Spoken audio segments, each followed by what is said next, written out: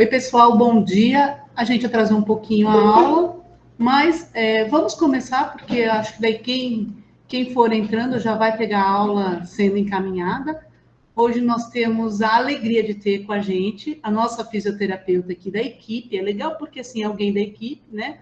A Luciana Ville Kawakami, que ela mesma pode depois se apresentar melhor, mas é uma aula bem pertinente para o momento, então eu vou deixar que a própria Lúcia apresente, do que ela faz parte da equipe, está acostumada a trabalhar nessa equipe multi, né? Então acho que a linguagem acaba sendo mais acessível para todos nós. Vamos estar abertos às perguntas, né, Lu? E eu acho que a gente pode estabelecer uma aula bem interessante. A gente vai ter algumas dúvidas, vamos tirando essas dúvidas, algumas no decorrer da própria apresentação e as outras a gente deixa mais para o final, tá? Obrigada pela presença de todos e vamos começar a aula. Olá, bom dia a todos. Primeiramente, quero agradecer à equipe da Psicologia Hospitalar por esse convite.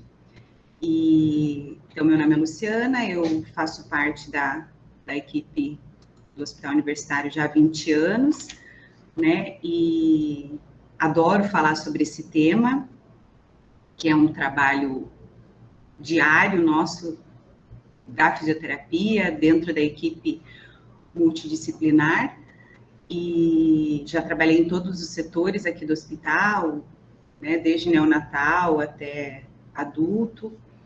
Então, vai ser mesmo um bate-papo para que a gente possa falar sobre essa questão que é, ao mesmo tempo, tão difícil, né, complexa, mas para a gente estar mesmo tirando as dúvidas, tá? Então, eu acho que vocês vão me interrompendo, a gente vai às perguntas durante a aula, tá bom? Então, vamos lá. Então, a gente vai falar de princípios básicos do que é a intubação orotraqueal e algumas coisinhas da ventilação mecânica. Então, vamos rever alguns conceitos. Conceitos de ventilação. O que seria a ventilação? Seria a entrada e saída de ar do sistema respiratório, onde a gente tem a renovação desse ar no sistema respiratório. A respiração, ela já acontece ao nível celular. Então, existe a troca, né? O ar entra com oxigênio, faz a transição na barreira alvéolo-capilar, retira o gás carbônico e esse oxigênio vai para todas as células do organismo, produzindo energia, mantendo o nosso sistema orgânico vivo. O nosso sistema respiratório ele é composto, então, de vias aéreas superiores e inferiores. As vias aéreas superiores são compostas pelo nariz, a nasofaringe, a orofaringe, laringe e a parte superior da traqueia.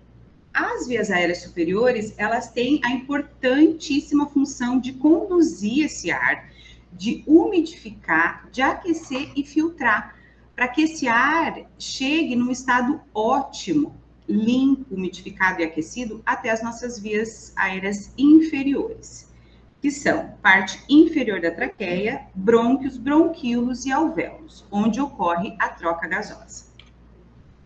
Então, aqui para a gente visualizar um pouquinho, nós temos as vias aéreas superiores e as vias aéreas inferiores. Mais alguns conceitos, então, para Carvalho, então, a ventilação ela é a ação pelo qual o sistema respiratório renova o ar alveolar, disponibiliza ele para troca gasosa. Então, é a entrada e saída do ar no sistema respiratório. A ventilação espontânea é quando fazemos essa tarefa sozinho, né? Utilizamos a nossa musculatura respiratória. A ventilação mecânica, ela é um procedimento de suporte à vida, né? Ela não é uma medida curativa, mas sim de suporte, indicada em diferentes situações. Quando o paciente, o indivíduo, está incapaz de manter uma adequada ventilação, por diversas questões. Então, os princípios fisiológicos que traz a ventilação mecânica. ela visa a manutenção das trocas gasosas, onde o nosso paciente, ele desenvolve um quadro que ele está incapaz de manter níveis adequados de oxigênio e o gás carbônico no sangue, que trazem consequências, né? Quando há esse desequilíbrio no trabalho respiratório, seja por uma situação aguda, seja por alguma doença crônica, ele está incapaz de manter a ventilação e oxigenação adequado, se indica a ventilação artificial. Quando que nós vamos indicar a intubação orotraqueal e a ventilação mecânica para o nosso paciente? Quando ele apresenta uma incapacidade de manter uma ventilação e, consequentemente, oxigenação adequada. Isso pode ter causas agudas ou crônicas. Então, num caso agudo, um acidente, um trauma, uma pneumonia, ou também alguma condição crônica, né? Um paciente tabagista de longa data, que acaba por destruir essa estrutura pulmonar, uma doença neurodegenerativa, onde a gente tem comprometimento muscular. Também é indicado para permitir sedação ou anestesia, né? No caso de uma cirurgia de emergência, até mesmo uma cirurgia eletiva programada, né? Esse paciente vai ser anestesiado, ele está incapaz de manter a ventilação sozinho e ele é entubado. Mas principalmente quando ele corre risco de morrer, em qualquer situação, seja aguda ou crônica. Então, só para a gente dar mais alguns pontos, os principais objetivos da ventilação mecânica, do paciente ser entubado e ser submetido à ventilação mecânica, a gente tem alguns objetivos fisiológicos, né? Então, manter ou modificar a troca gasosa pulmonar, quando essa está alterada, melhorar ou manter uma ventilação alveolar adequada, mantendo níveis de gás carbônicos adequados no sangue, manter ou melhorar a oxigenação arterial, então a oxigenação nesse sangue, aumentar o volume pulmonar, reduzir o trabalho muscular respiratório, né? Essas situações, elas estão nas mais diversas situações, tá? Os objetivos clínicos: reverter a hipoxemia, então não permitir que esse indivíduo sofra com a baixa oxigenação do sangue, a hipercapnia, que seria o aumento do gás carbônico no sangue, que tudo isso trazem consequências, reduzir o desconforto respiratório, esse paciente está desconfortável, ele não ventila, ele não está bem, reverter a fadiga da musculatura respiratória, permitir sedação, reduzir pressão intracraniana, né? Então, a gente utiliza muito em questão de trauma cerebral. Então, aqui para a gente visualizar, né, nós temos a cavidade nasal, nós temos a cavidade oral, aqui nós temos a epiglote e nós temos a traqueia na parte anterior do esôfago, né? Então, o que acontece? A epiglote, extremamente importante, porque ela faz o fechamento da traqueia quando o paciente deglute. Então, quando ocorre a intubação, o tubo vem orotraqueal. Tá? Ele é colocado na traqueia para que se possa fazer a ventilação pulmonar. Então, a decisão de intubar o paciente é médica, né? Nós somos uma equipe multidisciplinar dentro de uma unidade de terapia intensiva. Fazemos a discussão dos casos, a avaliação, cada um nas suas particularidades, mas a decisão é do médico.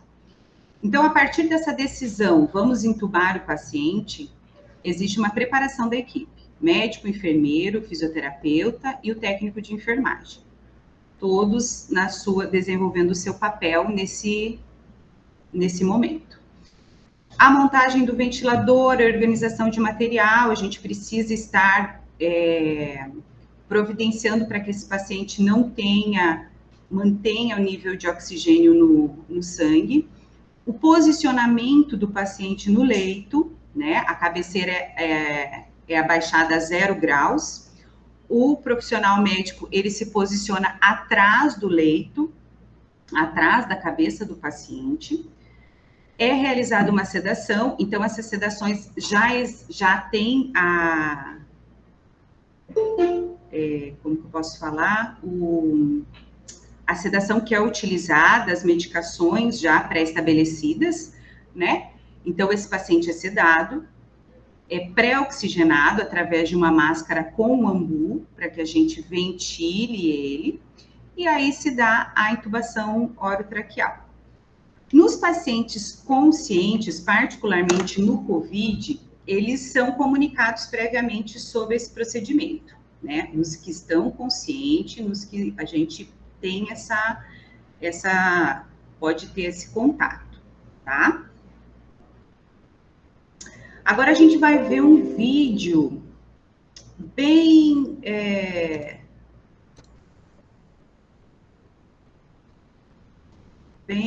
resumido de como seria uma intubação traqueal. Só diminuir por um pouquinho. Ele é um vídeo bem rapidinho, animado, para a gente só entender como que funciona essa parte do médico na intubação. Então, o paciente é sedado, ele vem por trás com esse instrumento, que é o laringoscópio, né, para ele visualizar essa via aérea e por onde ele vai introduzir o tubo orotraqueal. Então, ele faz esse levantamento da língua para ele ter a visualização lá das cordas vocais. Então, ele vai levantar a epiglote. E, olha lá as cordas vocais. O esôfago, logo a posterior. E ele vai introduzir o tubo orotraqueal, então o esôfago e a traqueia, lá na traqueia. É um procedimento delicado, que exige técnica, conhecimento, precisão. Não é simples. E cada paciente é um paciente. Tem pacientes que são muito difíceis de intubar. Aí a gente está visualizando a questão a ausculta pulmonar, se esse tubo está bem posicionado, se ele ventila bem os dois lados. O médico está fazendo a ventilação ali com o ambu. Vamos voltar para a nossa aula. Então, se vocês tiverem alguma pergunta, podemos interromper para fazer. Fiquem bem à vontade.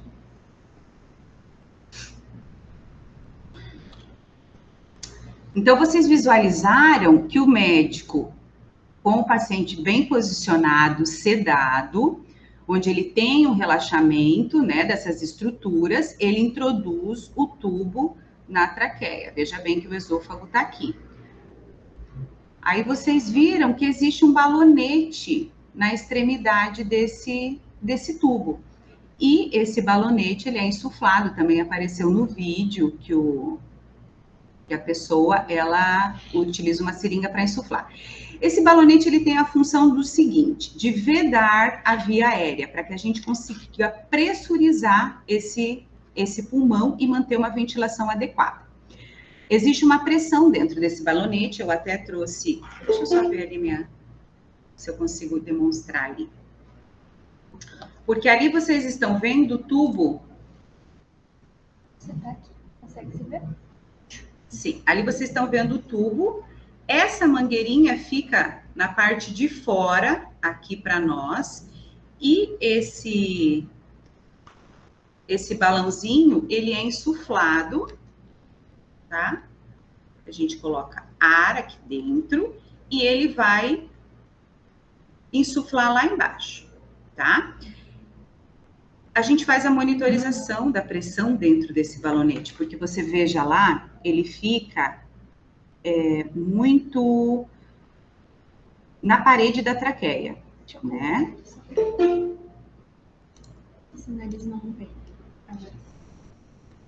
Então, a gente precisa cuidar para que não exerça uma pressão excessiva nessa mucosa, na parede traqueal. Isso faz lesão e, às vezes, até lesões irreversíveis. A pressão do balonete, ela é medida com o cafômetro, né? É um aparelhinho que nós temos dentro da UTI, que a gente verifica a pressão que está dentro desse balonete. Ele também é muito importante e para que você pode ver que aqui está o esôfago, aqui cai saliva, fica como um laguinho em cima desse balonete. E essa saliva, essa secreção está colonizada, né? Se cair para dentro do nosso pulmão, há uma grande chance de a gente fazer uma pneumonia associada à ventilação mecânica. Vamos só para entender, então esse balonete ele serve como uma proteção para não... Não, na verdade ele é uma vedação. Ele é para vedar o sistema, tá? A proteção nós fazemos com a higiene oral, porque, consequentemente, esse balonete e pela impossibilidade desse paciente de deglutir a saliva, ela se deposita ali, né? Então, sim, ele protege secundariamente a função dele, né? A primeira é vedar. E a gente tem que ter esse cuidado para sempre estar fazendo a higiene oral, fazer aspiração nessa secreção supracânfea. Tem aquele vídeo do pulmão, você quer mostrar também? Sim. Ai, desculpa, vamos voltar então um pouquinho. Então, nós realizamos a intubação do paciente, o médico intubou, nós vamos verificar se está simétrico a ventilação nos 2 pulmões, senão nós vamos reposicionar esse tubo. Esse vídeo é mais para a gente ter uma noção do que é a ventilação do pulmão, né? Então, nesse vídeo, ela está fazendo a ventilação manual com o ambu. Então, qual é a ventilação, como a gente tinha falado do nosso conceito? O ar entra e sai dos pulmões. Entra e sai dos pulmões. Então, a gente tem a inspiração, a expiração. Tem que ser simétrico?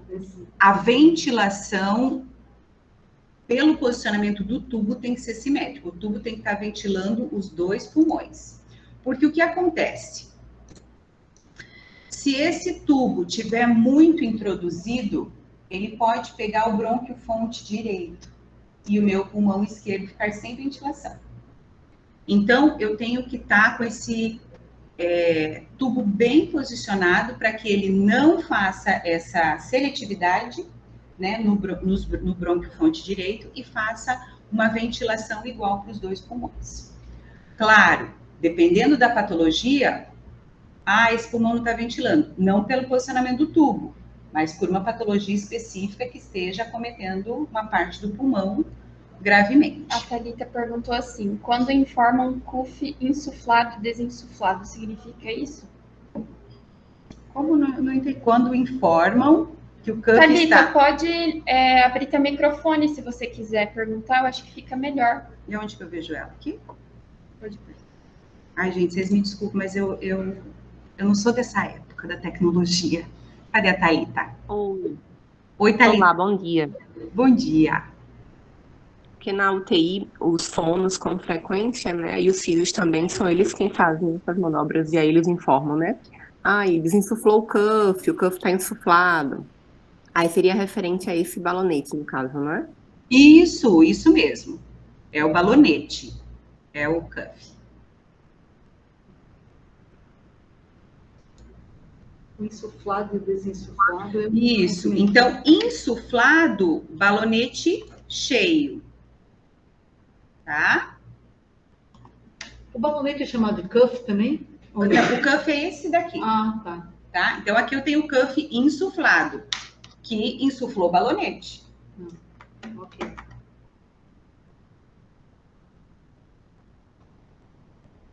Porque quando a gente verifica a pressão do cuff, a gente verifica a pressão aqui, que corresponde à pressão lá, no balonete. Quando é feito a intubação, ele está desinsuflado. Totalmente desinsuflado. Totalmente. Nós fazemos até um teste antes, né? Acho que eu não comentei, inclusive para ver se o balonete não veio furado. Ele pode ocasionar de vir com esse defeito. Então, a gente testa o balonete antes. Desinsuflamos ele totalmente para realizar a intubação. E logo realizou, a gente... Assim que posicionou, já insufla. Já insufla e já inicia, para que não tenha, porque você pensa que a traqueia está aqui e o tubo passando. Eu não posso ter escape de ar nessa traqueia, senão eu perco pressão de pulmão, de ventilação. Então, esse paciente está ventilando os 2 pulmões, o cuff está insuflado, a pressão do balonete está ok para evitar lesão.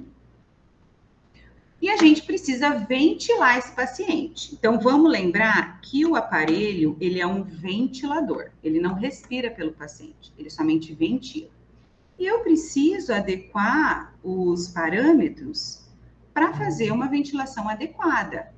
Então, eu preciso dar volume para esse paciente, um volume de ar, para que ele possa fazer as funções de troca gasosa adequada.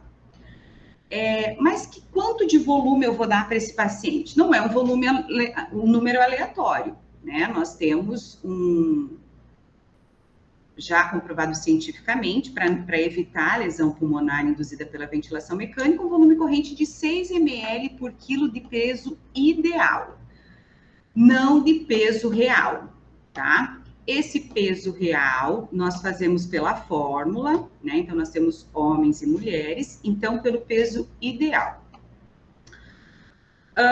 Por quê? Porque se a gente for ventilar um paciente de 100 quilos, que mede 1,60 m, nós temos um paciente obeso, mas não temos um pulmão obeso. Nós temos um pulmão para aquela estatura daquele paciente, certo? Então, tudo isso a gente calcula para ver o quanto de volume a gente vai dar para esse paciente. A gente precisa, nós temos vários parâmetros naquele ventilador, onde nós precisamos enviar fazer uma ventilação adequada para cada tipo de paciente. Não existe uma receita de bolo, cada paciente tem as suas particularidades. Então, nós vamos escolher como nós vamos ventilar esse paciente. Quem vai fazer o esforço? É o aparelho ou é o paciente? Se a gente for falar de um paciente logo após a intubação, que está sedado, que corre risco de morte, provavelmente ele vai ficar nas próximas horas sedado, então é o aparelho que vai mandar ar para ele, sem que ele tenha vontade, o paciente tenha vontade própria. O volume corrente, então, eu vou estabelecer. Esse paciente vai ventilar com 300 ml. O fluxo, o que seria o fluxo?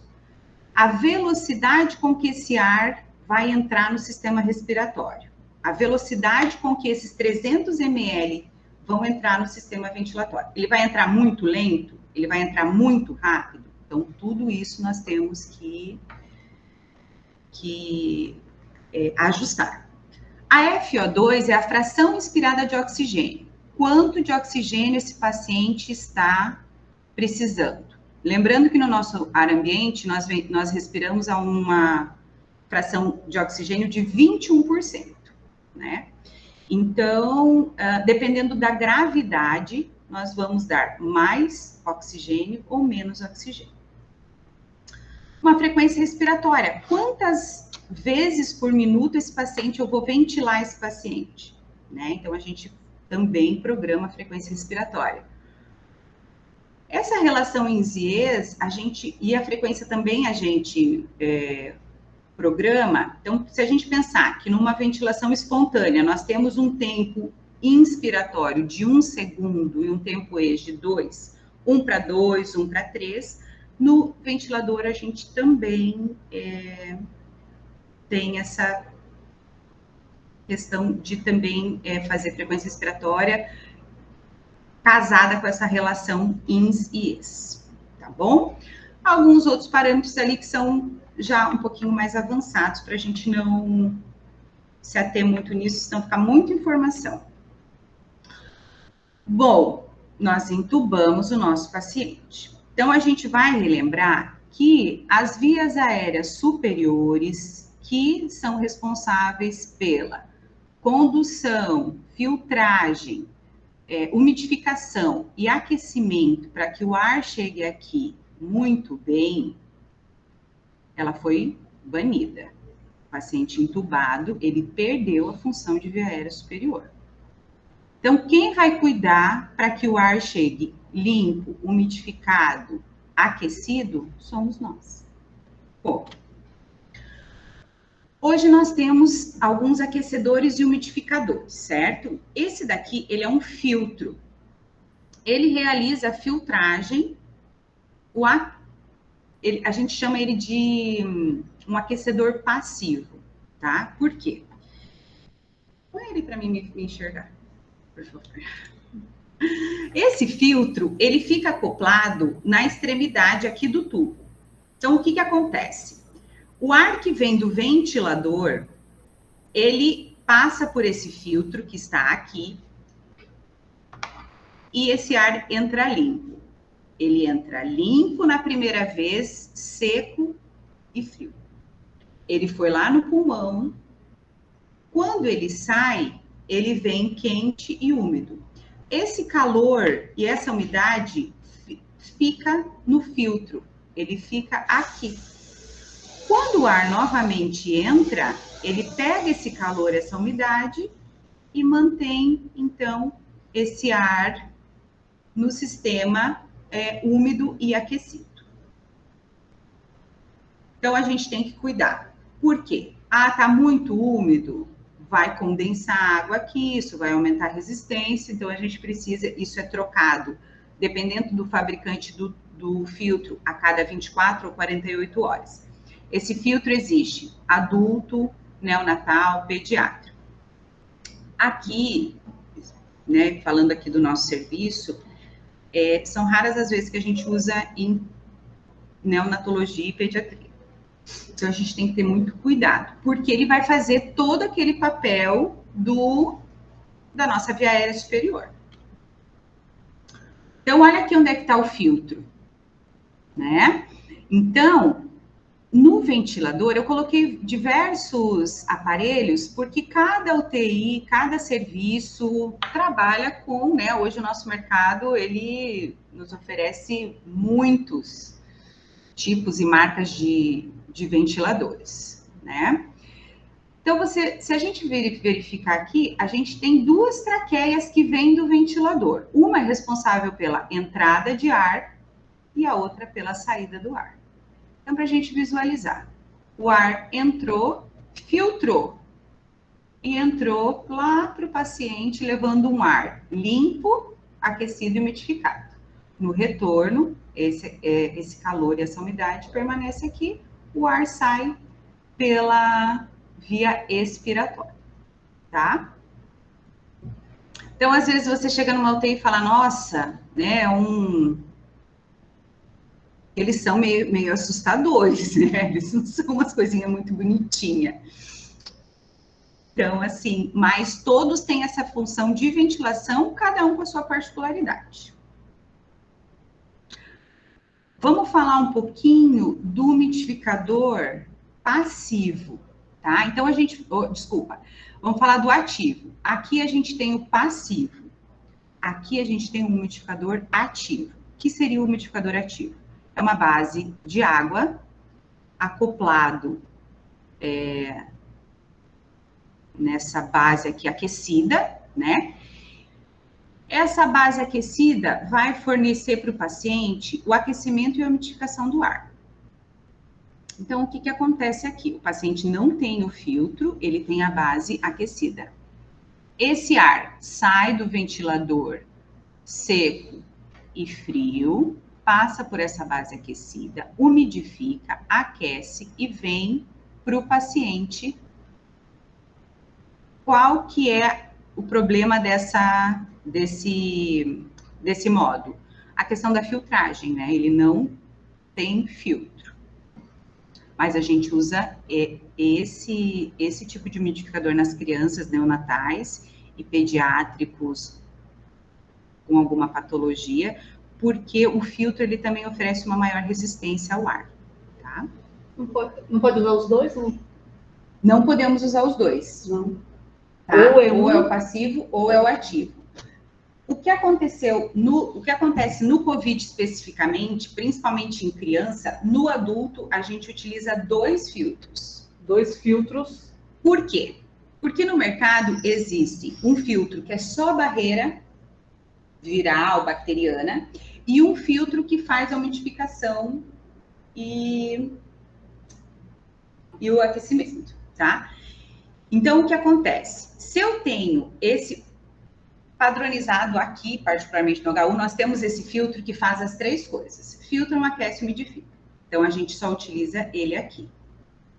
Em serviços que tem o que a gente chama de HME, tá? O HME-F, que são o nosso, que tem essas 3 funções. O HME, que ele só faz o aquecimento, ele tem um filtro de barreira lá na saída expiratória. Para quê? Para que esse ar que sai contaminado do paciente não contamine o ambiente, tá? Na criança, que a gente usa o ativo, a gente usa o filtro de barreira na saída expiratória. Tá? Mas usar esse daqui e o filtro lá, não tem o menor sentido. Bom, a gente tem muitos cuidados, né, com o paciente em ventilação mecânica, em relação ao transporte, em relação ao sistema de aspiração fechada, não desconectar esse paciente. Aqui eu fiz um geral para o paciente que vai precisar ser transportado, ou o paciente que está muito grave, a gente não pode desconectar para procedimento, senão a gente perde a pressurização desse sistema. Mas, se a gente for falar do paciente com COVID, o que acontece? Esse paciente, ele está, a gente precisa evitar ao máximo a contaminação do ambiente. Então, até a sequência da aspiração, a sequência da intubação, desculpa, ela é de um outro modo, tá? Para que esse paciente não contamine o ambiente com esse sistema aberto. Então, a gente faz um sistema de aspiração fechada para tirar a secreção que está lá dentro do pulmão, a gente não abre o circuito, é utilizado um material específico. A gente não desconecta, por exemplo, vai fazer uma inalação, a gente não desconecta, essa via fica toda fechada. Só para entender, quando você fala fechada, porque quando você fala abrir o circuito, desconectar e deixar isso aberto. Porque a partir do momento que a gente intuba, conectamos o ventilador, está tudo fechado. A gente tem um circuito fechado. Mas, O que usualmente é feito é abrir, né? Assim, se não é um paciente COVID, abre-se esse circuito. Depende, se não é um paciente que precisa de parâmetros muito altos. Tá? Se precisa, a gente não desconecta. Então, não é só para o COVID que não desconecta, não. Neonatal não se desconecta, que são pacientes muito prematuros, que não dá para ficar despressurizando esse pulmãozinho. Então, lembra que a gente falou, então, daquela questão daquela secreção colonizada, suja, que fica lá em cima do balonete? Então, a gente tem hoje uma equipe da odontologia, né, que presta esse serviço maravilhoso, faz uma higiene, e isso é rotina nos pacientes de UTI, os pacientes em ventilação mecânica, porque isso é comprovado que diminui a incidência de pneumonia associada à ventilação mecânica. A verificação daquela pressão do balonete do tubo antes de realizar a higiene bucal e depois, né, para que a gente evite aquela aspiração, aquela queda dessa secreção para o pulmão.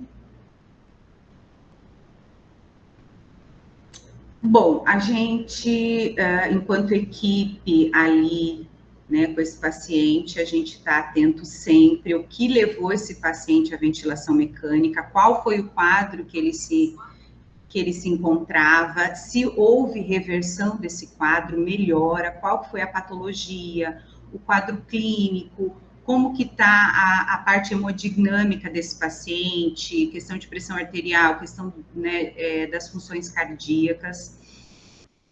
O posicionamento do paciente em ventilação mecânica, em raríssimas vezes, a cabeceira não está a 30, 45 graus, né? Em casos bem específicos, a cabeceira fica a 0 graus. Normalmente, como teria que ser via de regra a 30 graus, porque isso também é comprovado que diminui a incidência de pneumonia associada à ventilação mecânica. A gente presta muita atenção nessa questão da sincronia do ventilador-paciente, né? Então, a partir do momento que esse paciente começa a melhorar, que começa a diminuir a quantidade de sedativo, que ele começa a interagir com o ventilador, nós precisamos adequar o ventilador ao paciente, e não o paciente ao ventilador, que é extremamente desconfortável e traz, se esse paciente briga, ele quer ventilar, o ventilador manda a hora que ele não quer. Essa assincronia, essa briga entre o paciente e o ventilador tem efeitos deletérios, né, tem muitas consequências ruins. O ventilador, a questão da montagem, dos parâmetros, do circuito, a umidificação, né, se a gente for falar que a gente está cuidando de traqueias, de algumas questões que fazem parte da via aérea superior do paciente. Então, isso tem que estar sempre muito bem limpo, sempre muito bem montado, para que o paciente não sofra nenhuma consequência de algo mal feito. O posicionamento do tubo orotraqueal, ele é visto todos os dias, né, em exame de raio-x. Nós vemos o posicionamento desse tubo, como a gente já falou anteriormente, ele não pode estar nem muito introduzido e nem muito para fora. Os exames em raio-x são feitos diariamente na unidade de terapia intensiva. E o que é muito importante é a tirar esse paciente o mais precoce possível da ventilação mecânica. Como a gente falou, ele é um suporte à vida, né? Não é curativo, muito pelo contrário, ele traz consequências não boas para o paciente, às vezes até irreversíveis, né? Hoje a gente tem as lesões induzidas pela ventilação mecânica. Então, tudo isso tem que ser muito bem monitorizado, muito bem conduzido dentro da terapia intensiva enquanto paciente entubado. Então, como eu falei, cuidados com o aparelho, os alarmes, às vezes vocês vão prestar atendimento a um paciente, né, que tá lá, e meu Deus, aquele ventilador só fica alarmando, isso é até uma situação que gera um pouco de estresse.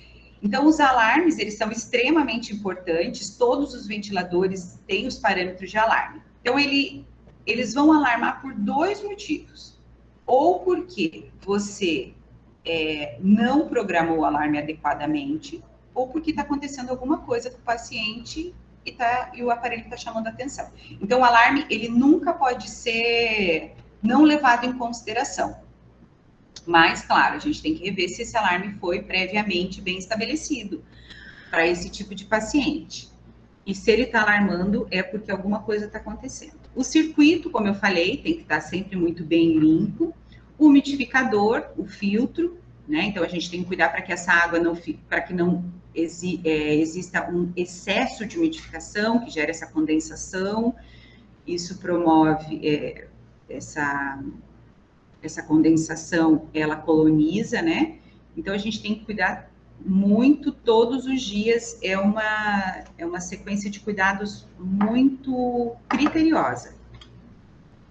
Aqui, só para a gente, então, visualizar, a gente tem a saída, então, a gente tem as 2 vias, como a gente falou anteriormente, né? A via inspiratória e a via expiratória.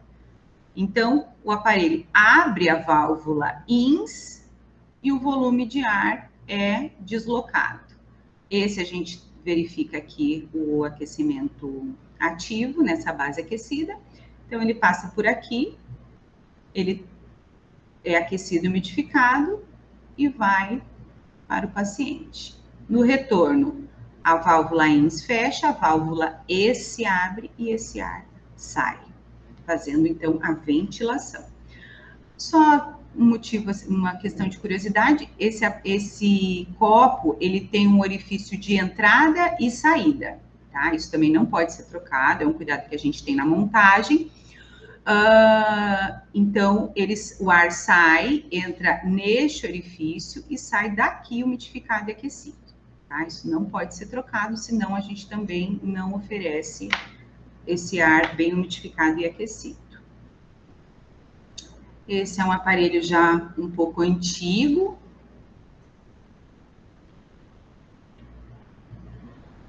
Né? Hoje a gente tem aparelhos bem mais sofisticados.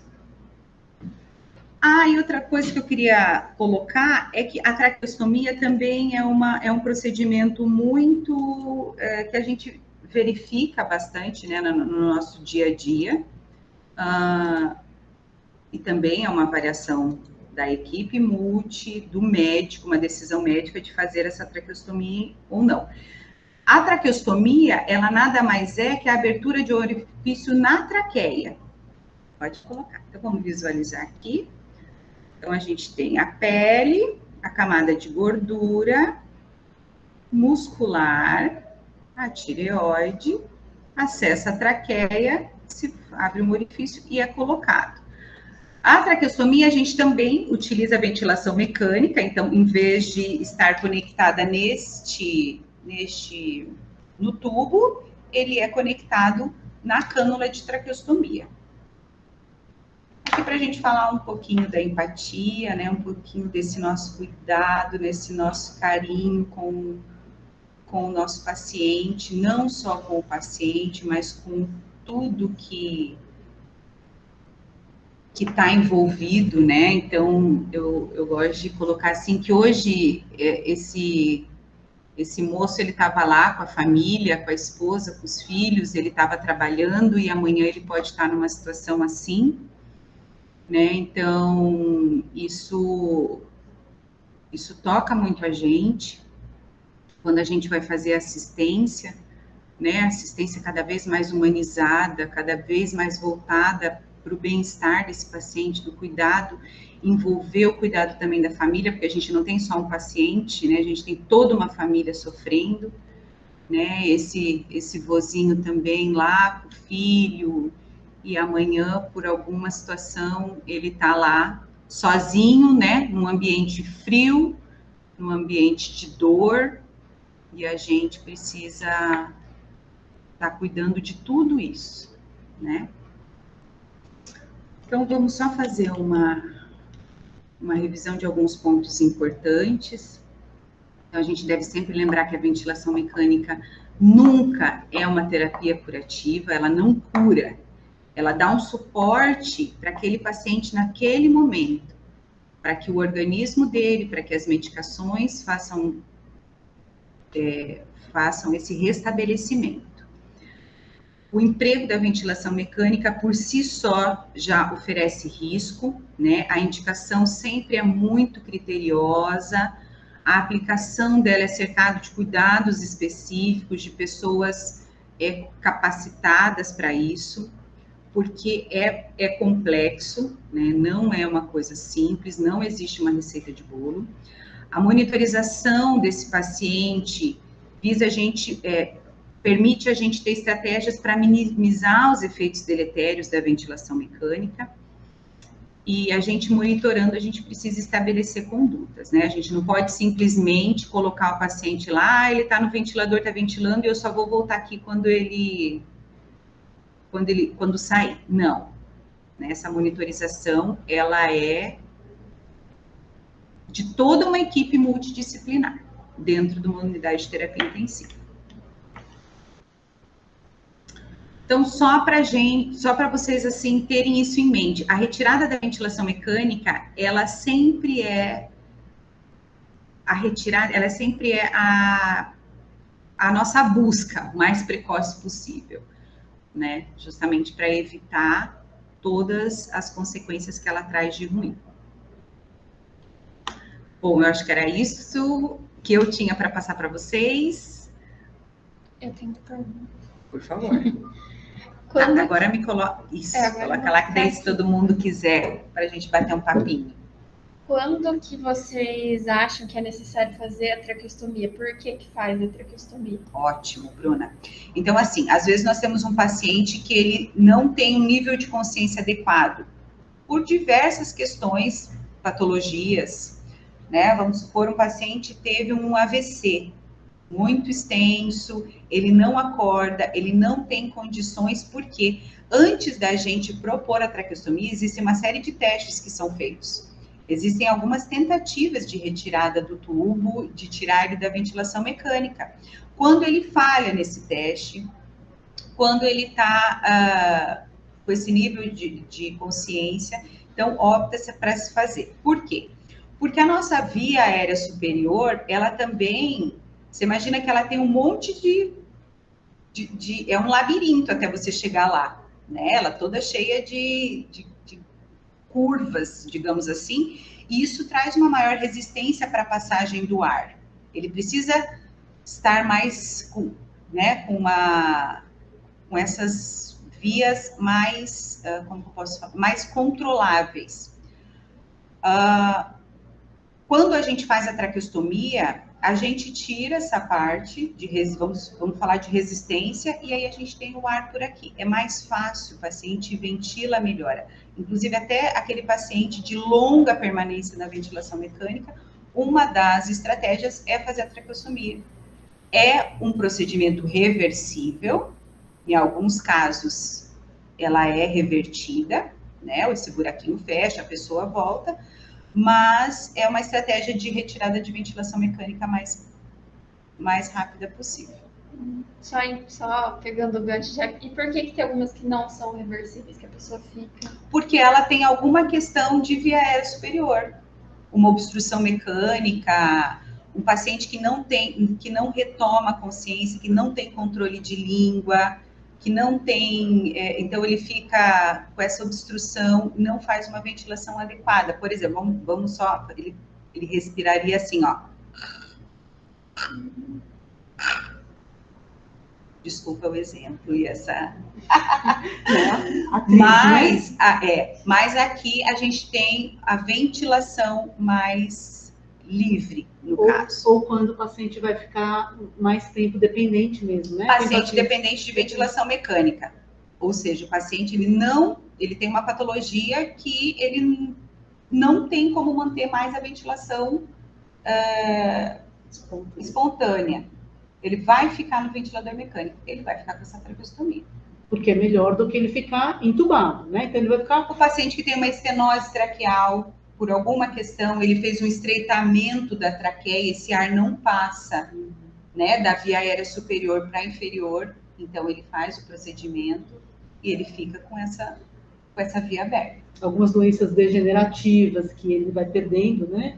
Essa função muscular também vai fazer com que ele se mantenha, né, os pacientes, por exemplo... Na ventilação mecânica e, consequentemente, na tráquea, né? Isso. Os pacientes com paralisia cerebral, né? A gente vê muitas crianças que evoluem para a traqueostomia, porque elas têm toda uma alteração de cavidade oral que aumenta muito essa resistência. Obrigada. Imagina. Então, a gente está abrindo para vocês fazerem as perguntas, senão a gente aqui vai ficar só nós fazendo todas as perguntas. Oi, eu quero fazer perguntas. Bom dia. Bom dia. Se trouxer lista, Jaqueline, de perguntas, só no máximo 15. Eu não vou abrir nem minha câmera, porque a minha lista aqui está enorme. Então, bom dia a todos. Primeiro, eu quero parabenizar pela aula, muito boa, muito didática. A gente que não é da área, a gente consegue compreender. Lu, parabéns, né? Eu acho que os vídeos nos auxiliam muito, né? E assim, mesmo a gente não sendo, né, da área da fisioterapia, da medicina, a gente precisa ter esse entendimento. A psicologia também, ela está sendo convocada, né, a atender em situações específicas de intubação, né? Eu só queria aproveitar o momento para dizer que essa é a nossa primeira aula, né? A gente vai trazer várias aulas com essa temática, né? A nossa intenção é poder trazer um pouco desse conhecimento de áreas específicas que acabam se relacionando com a psicologia, né? A gente que está dentro do contexto hospitalar, a gente precisa ter esse conhecimento, né? Então, a sua aula é uma das primeiras aulas, né, com esse tema que a gente está trazendo, porque a gente, no final do mês, a gente também está lançando um livro, né, com essa temática. Quando eu falei da psicologia, está sendo convocada, né, a atuar na ventilação mecânica. A gente sabe que o psicólogo ele já atua no momento da extubação, né, e com os pacientes COVID, a gente foi convocada também a atuar nesse momento da intubação, né? Então, por isso que tão importante esse conhecimento e tudo isso que você trouxe, né, para que a gente possa ter mais clareza do que é um paciente intubado, né, como que a equipe pode trabalhar em conjunto para propiciar que essa intubação seja uma intubação necessária, mas que não traga tantos malefícios para esse paciente, né? Então, eu acho que esse é o papel, né, da equipe.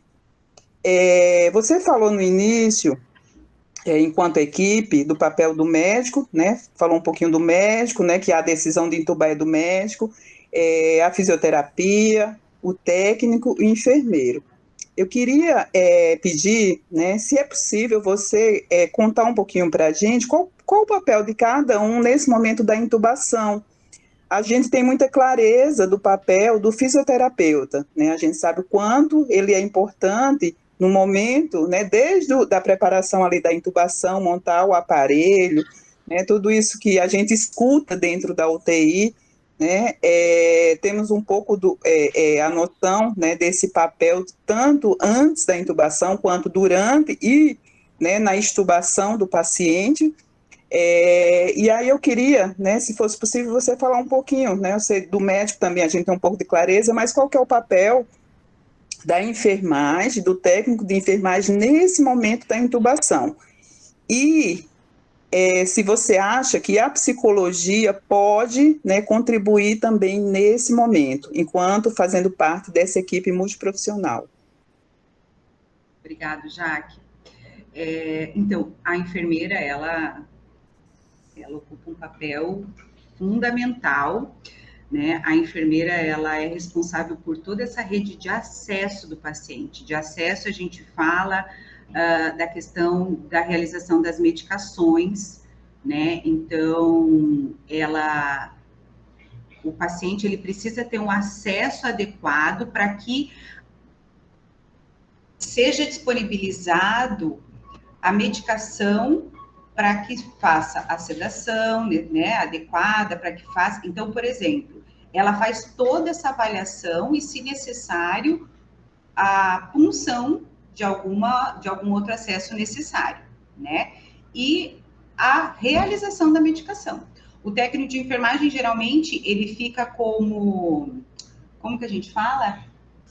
Circulante, né? Porque é uma situação que nós fazemos uma organização de como vai ser, mas é um procedimento que pode ter imprevistos, podem ter intercorrências, então a gente precisa fazer mais algum tipo de sedativo, acrescentar mais alguma coisa. Então, nesse momento, a enfermagem, ela é o papel fundamental. E a enfermeira, ela está ali do lado, auxiliando tanto o médico no posicionamento, na questão de posicionamento de cabeça e pescoço, verificação de sinais vitais, né? Mas principal dessa questão do acesso à medicação no paciente.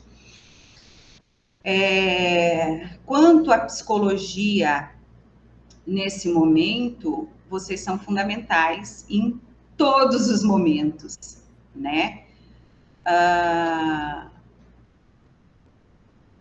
E é o que a gente estava até falando com a Sheila nessa questão específica do paciente COVID. Por quê? Na UTI, às vezes, a gente não tem essa conversa com o paciente, às vezes ele não está consciente, né? Para que a gente explique para ele, olha, é um momento que você não está dando conta de respirar sozinho, e a gente vai ter que instituir a ventilação mecânica, né? Às vezes, numa situação de emergência também não.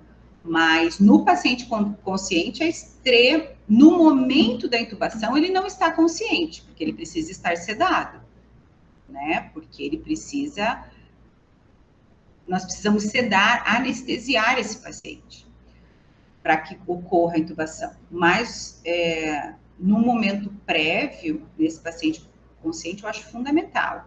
E como eu falei, né, não é só o paciente, a gente tem toda uma família envolvida nisso.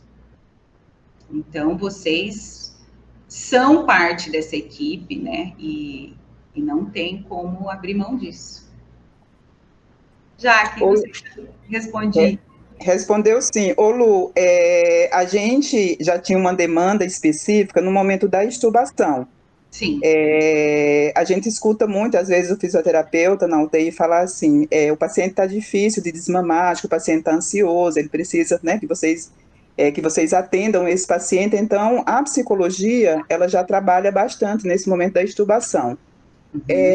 Vocês conseguem perceber, né, a diferença quando o paciente é difícil de ser extubado ou esse paciente, de fato, tem um nível de ansiedade que está impedindo essa extubação? Isso é uma pergunta. A outra pergunta, você pode falar só um pouquinho desse momento da extubação, do papel de vocês, quando vocês fazem lá o teste de respiração espontânea, falar bem básico, assim, só para a gente entender também esse momento da extubação, que também é bem importante para o paciente, né? Porque é um momento que ali vai ser definido se ele vai ficar, né, se ele vai conseguir sair ou não, né, desse ventilador.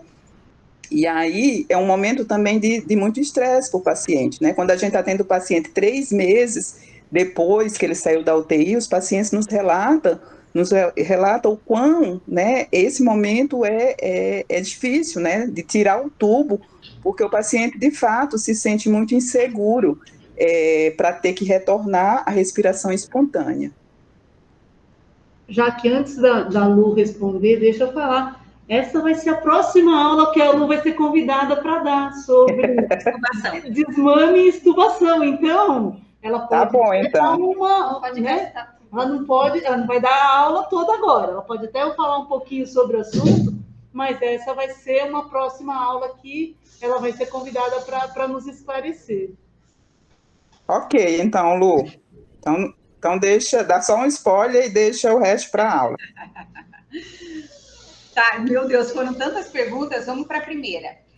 Se a gente consegue identificar se é da própria condição do paciente ou se a ansiedade está atrapalhando? Isso. Se a gente consegue ter essa...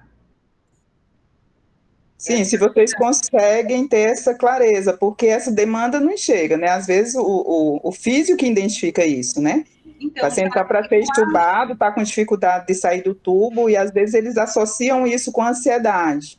Tá. Eu acho que vai muito né? A minha opinião quanto a isso, acho que vai muito da experiência da equipe de identificar, né? Então, por exemplo, assim, a ansiedade, ela traz algumas coisas, traz alguns sinais que não são próprios de uma falência orgânica, digamos assim, de uma falência do paciente, né, do próprio estado psicológico dele. Mas eu acho que vai muito da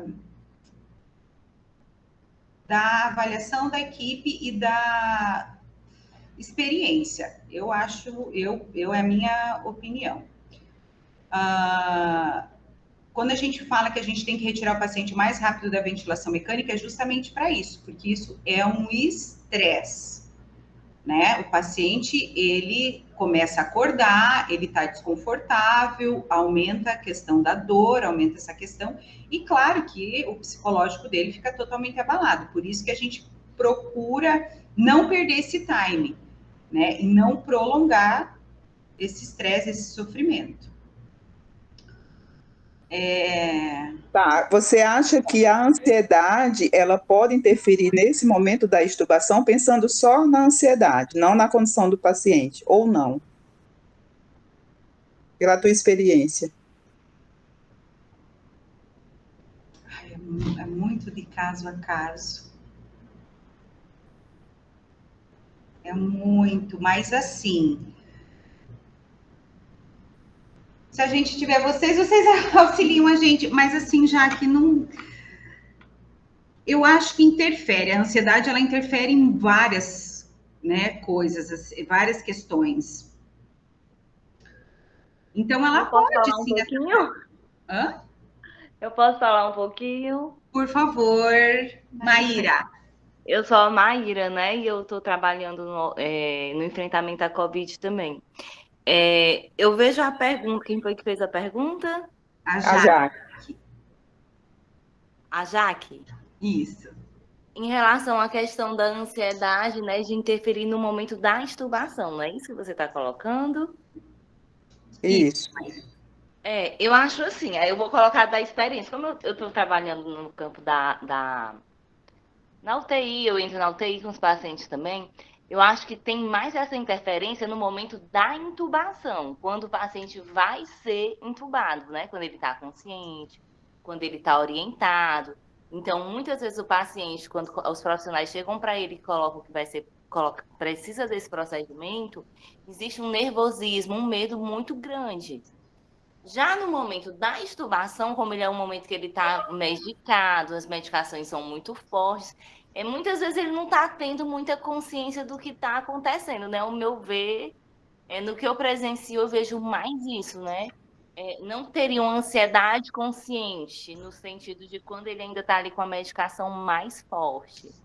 E muitas vezes o paciente ele vai ficando agitado, né? Isso, professora Bruna, tem uma questão assim que é muita questão, medicação está interferindo muito ainda no paciente. Tem a questão que ele está muito agitado, às vezes ele está com delírios, pelo processo de tanto estar muito tempo nesse processo de intubação, de ter muitos medicamentos fortes, então ele não está totalmente orientado. Então, sobre essa questão da ansiedade, eu acho que ela interfere muito mais quando ele vai ser entubado do que quando vai ser extubado. Não sei se eu estou contribuindo, né? Mas só para... A minha experiência, eu nunca tive, assim, um paciente que uma crise de ansiedade, que essa questão atrapalhou o processo da extubação. Uhum. Então, assim, o momento ali, né, a questão da retirada do tubo. Eu, particularmente, nunca presenciei isso. Entende, Jaque? Então, assim, também não sei se eu tô conseguindo contribuir com essa tua dúvida. Ok, está respondido. Obrigada, Maíra, pela contribuição. É isso mesmo que a Maíra falou, né? A gente tem alguns pacientes que, quando retomam a consciência, estão agitados, estão ainda um pouco sedados, né? E também temos aqueles pacientes que, né, quando estão sendo preparados para a extubação, estão conscientes, né? Tem um certo nível de ansiedade, mas eu sempre fico me perguntando se de fato essa ansiedade, até porque assim a psicologia tem protocolo, né, para isso, né, para atender o paciente, né, que vai ser extubado. E aí essa é uma pergunta que a gente se faz, né, da nossa atuação frente a esse paciente que vai ser extubado.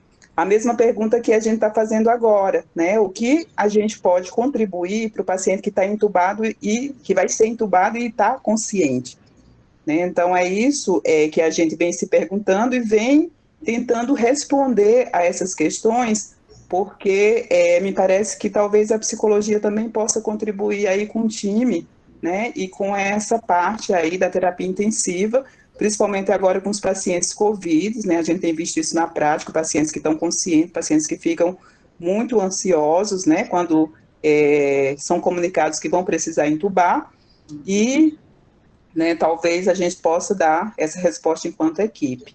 Obrigada, meninas. Obrigada, Jaque. Obrigada, Maíra. Obrigada.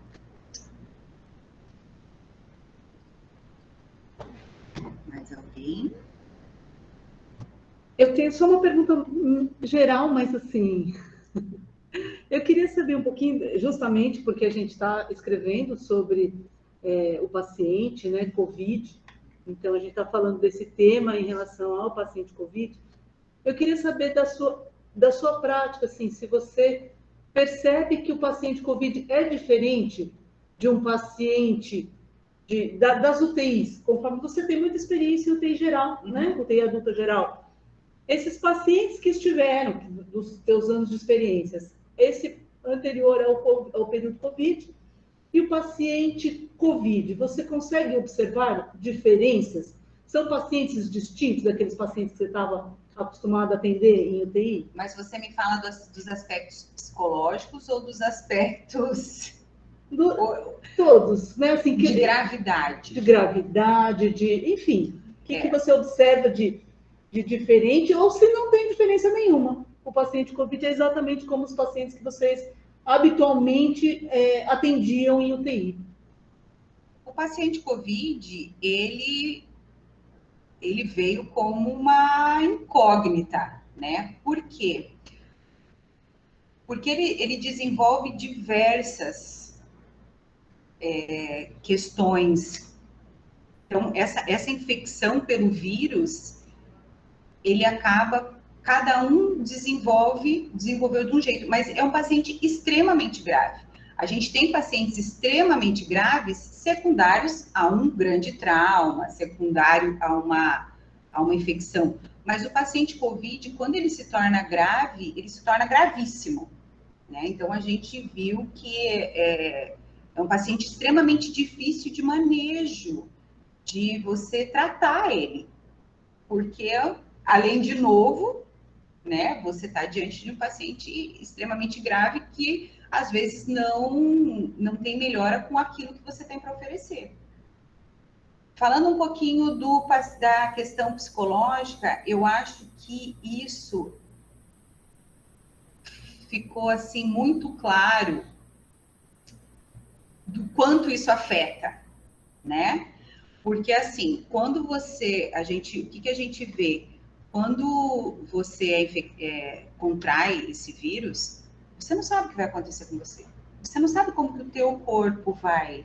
Você pode não ter sintoma, mas você pode desenvolver sintomas gravíssimos e parar numa UTI e até mesmo, né, entrar em óbito por causa disso. Então, eu acho que isso já mexe muito com essa questão, e eu até tenho uma experiência pessoal que aconteceu, não pessoal, mas da minha família, né, que ele entrou numa situação de ansiedade, de um descontrole emocional, porque aquilo ia levar ele à morte.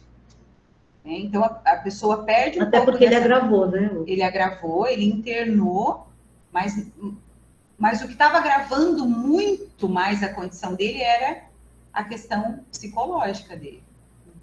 Tanto que ele falou assim, ó, eu levei umas 5 horas para conseguir levantar da cama, porque eu precisava controlar o meu emocional para mim conseguir, na condição que eu estava, né? Ele não estava com oxigênio, ele não estava com nada. Então, ele estava num caso leve, mas o psicológico estava interferindo. Estava grave. Leve clinicamente do COVID e muito grave psicologicamente. Então, a gente vê essa questão do que vai acontecer comigo.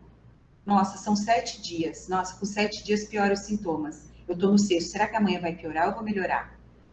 Então, eu acho que isso gerou um estresse extremamente grande. E no paciente que interna, então nem se fala. Se eu estou internada é porque eu não estou bem, né? E aí ele fica lá no oxímetro. Ai, meu Deus, quanto está o oxímetro? Né? As pessoas, tipo, a gente orientava a fazer esse controle em casa. Porque se baixar muito, tá acometendo mais esse pulmão. E se está acometendo mais esse pulmão, o que pode chegar? Vai levar a isso? Vai me levar para o hospital, vai me levar à intubação, vai me levar à morte. Não sei. E esse caminho... E aí já entra outras questões. Meu Deus, o que eu vou fazer? Mas será que eu tenho que deixar a conta do banco, a senha? Eu preciso conversar sobre isso? Eu não fiz um testamento? Para quem que eu... Sabe? Então, Eu acho que isso foi E se você pensa nessa, eu piorei, né? Estou acompanhando, piorei, vou precisar ser hospitalizado. É hospitalizado. Não, estou piorando, vou precisar ser entubado. Então, depois do entubado, a piora seria a morte, né? Então, por isso que aumenta ainda mais, né? Porque você já sabe que você piorou, teria que ser hospitalizado. Piorou, teria que ser entubado. Se não melhorar, você vai morrer, né? Então, não, e tem muitas questões, porque assim, ó, eu ainda estou com as minhas faculdades mentais, ok, eu não quero ser entubado. Como você não quer ser entubado?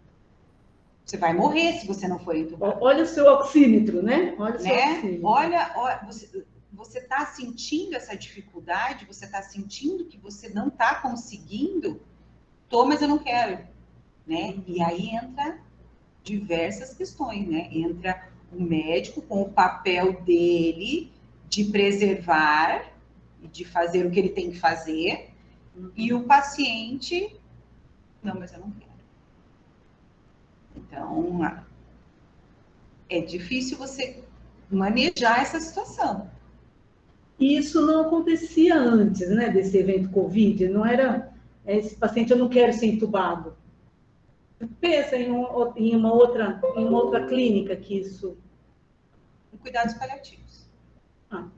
Né? Cuidados paliativos. No paciente terminal, numa doença sem cura, sim, ele tem essa escolha. Ele tem essa escolha, ele pode fazer, e essa escolha não é necessariamente ruim. Né? Exatamente. E o médico, sabendo dessa condição, desse desejo do paciente, o médico tem que respeitar. Né? Mas isso é esse caso. O caso do cuidado paliativo, né? Dessa questão de proporcionar conforto. Mas numa situação de doença, o médico ele está na frente dessa decisão. Que ele é benefício, não malefício, né? E a preservação da vida, da integridade da vida da pessoa, do paciente. Ô Lu, eu tenho uma dúvida da aula ainda. Eu queria saber se todo paciente que apresenta hipoxemia também apresenta hipercapnia. Não é, às vezes eu fico pensando que uma depende da outra. Que uma depende da outra. Que não. todo paciente que tiver hipoxemia vai ter hipercapnia também. Não, a hipoxemia, ela é a diminuição do oxigênio no sangue, tá? No sangue, o organismo está com dificuldade de captar o oxigênio que entra pelo ar, certo? Pelo ar no sistema respiratório. Por diversas questões, pode ser uma pneumonia, pode ser uma SARA grave, isso reduz muito, pode ser por um paciente tabagista de longa data que destruiu essa estrutura pulmonar. A hipercapnia, ela já é uma consequência da retirada de gás carbônico do sangue, pelo pulmão também. Então, é pela ventilação.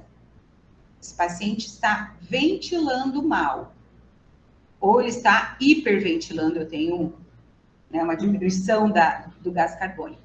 Mas quando ele ventila mal, seja por uma doença neurodegenerativa que afeta a musculatura, que afeta essa bomba respiratória de insuflação e desinsuflação, a gente tem um aumento da pressão, mas não uma está ligada à outra.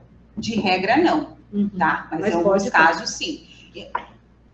Inclusive o paciente DPOC, o paciente tabagista de longa data. Ele tem uma destruição pulmonar, consequente a isso, ele tem um pulmão enrijecido pela própria doença, né, que é a obstrutiva crônica, e ele tem uma hipoxemia e uma hipercapnia.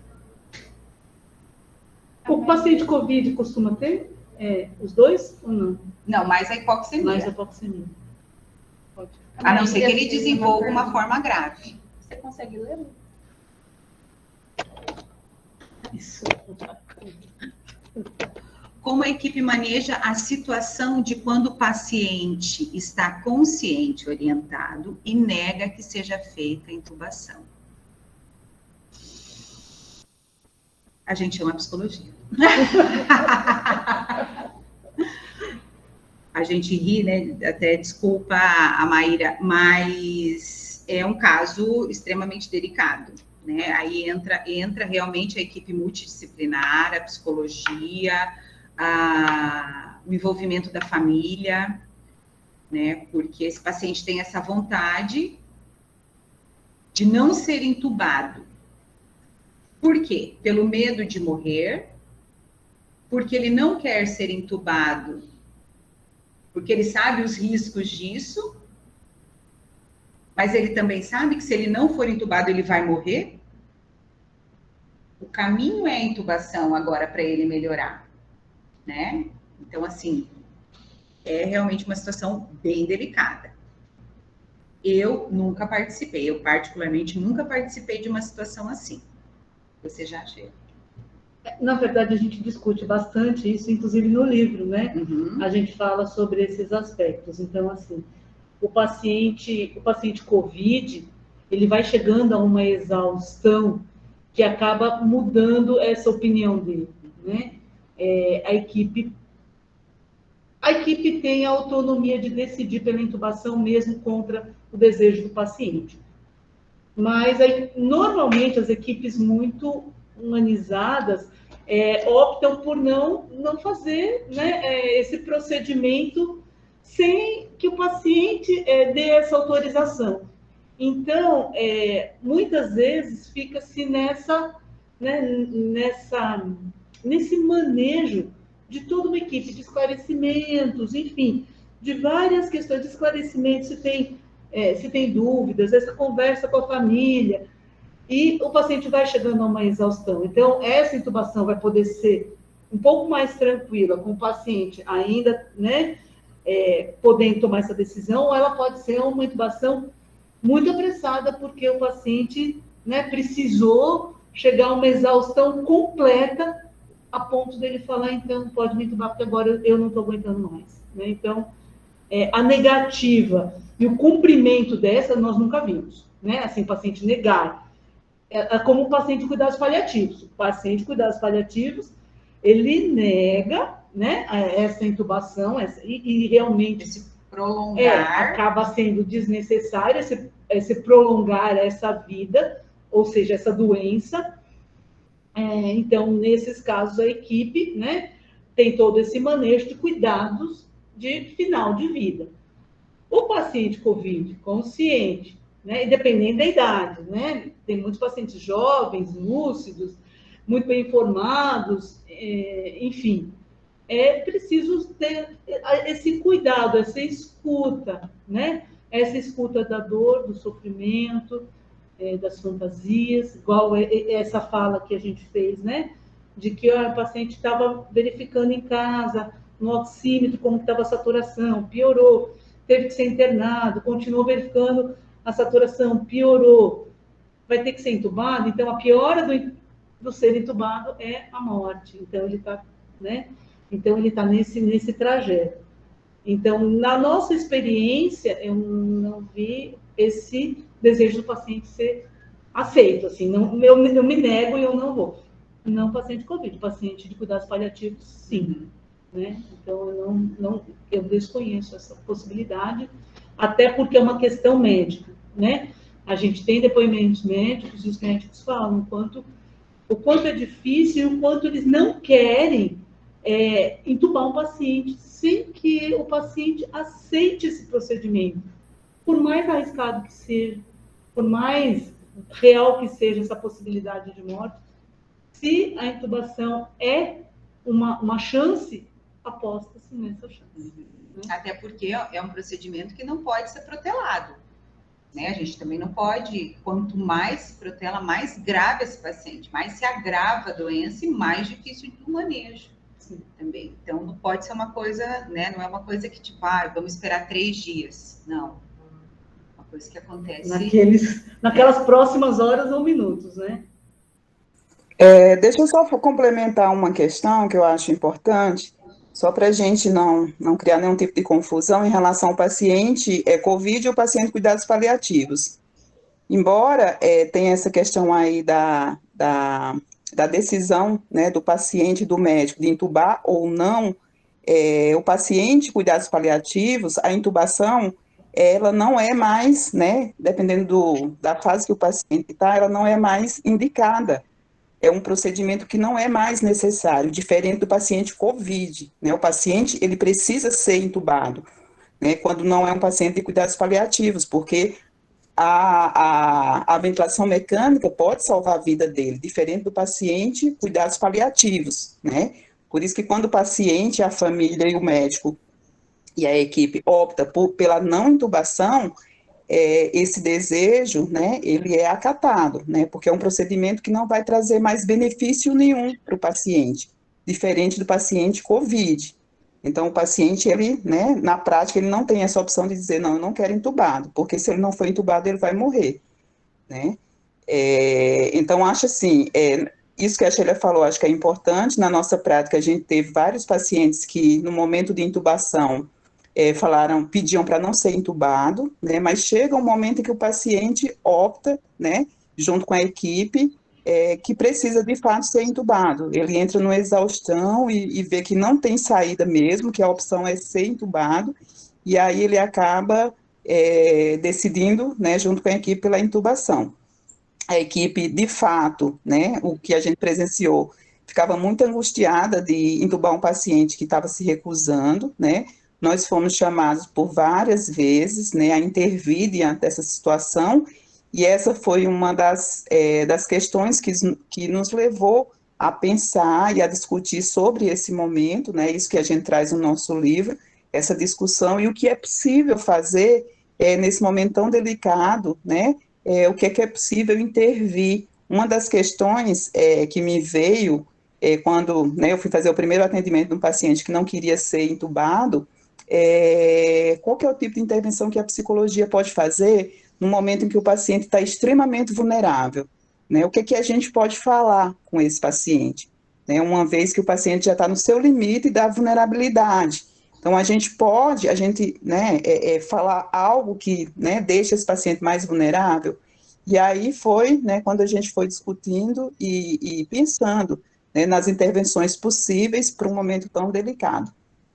Então, assim, Maíra, você que está interessada, você compra o nosso livro para você ver o que a gente discutiu, né? Que tem coisas bem interessantes. Na prática, a gente conseguiu identificar intervenções que são possíveis, né, nesse momento, e que a psicologia conseguiu dar muitas respostas, né, diante, né, dessa demanda que nos chegou, uma demanda nova, né? Como o Covid foi novo para todo mundo, foi novo também nessas demandas para a psicologia. Obrigado, Jaque. Pessoal, acho que agora, pelo adiantado da hora, a gente vai ter que encerrar a aula. Eu queria agradecer muito, obrigado pela aula, ajudou muito, acho que é muito esclarecedor. Por mim, a gente tem alguma pergunta? Obrigado, Celei, obrigado, viu? E a gente está aqui para, se vocês tiverem algumas dúvidas, quiserem mandar depois, tem? Pode pedir para a gente lá no nosso Insta, né, do PsicoHosp. Aí vocês podem perguntar lá, que a gente chega na Luciana. Obrigado vocês todos pela presença, tá bom?